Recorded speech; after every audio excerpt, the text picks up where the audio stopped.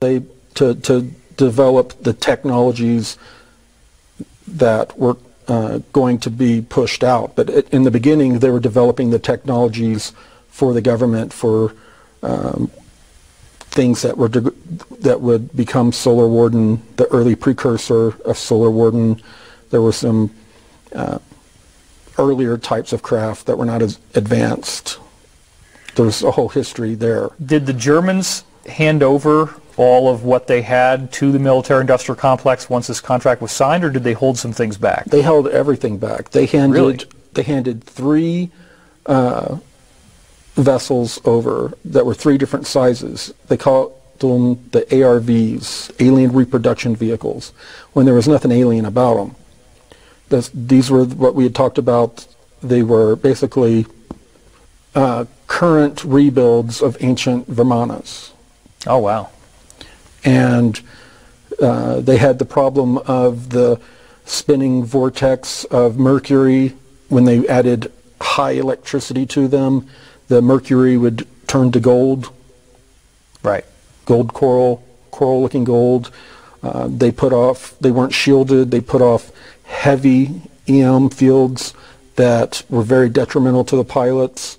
They had a lot of problems. And they gave that let the American military, here, work out the kinks, here's some toys for you. And then they were developing the nicer toys. The ICC always kept the most advanced toys.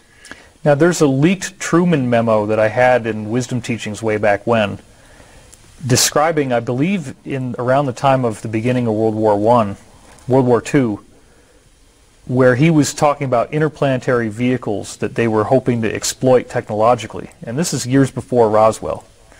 So how far was the U.S.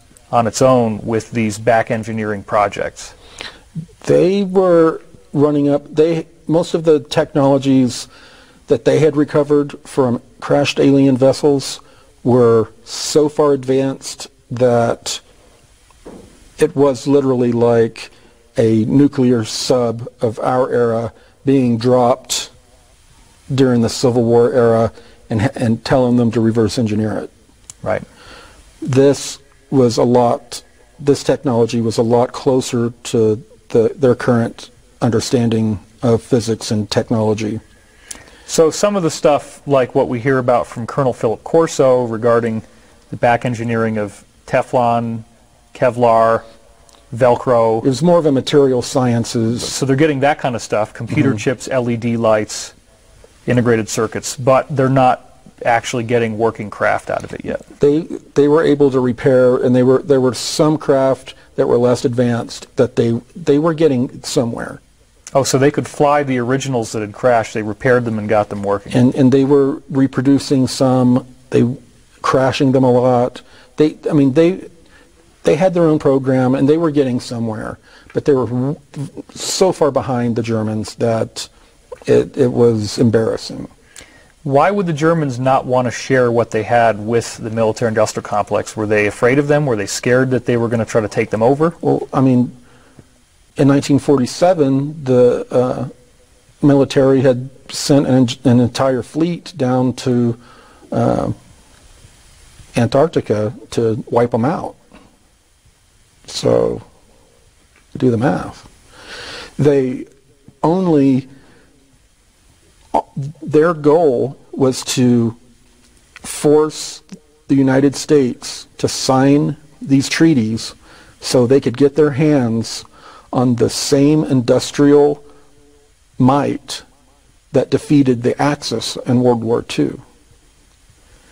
They wanted to exploit this industrial might and engineering might of the military-industrial complex and infiltrate it, to co-opt it and use it to build out this infrastructure on the Moon and Mars. So how many settlements did the Germans have on the Moon and on Mars when this deal was actually implemented?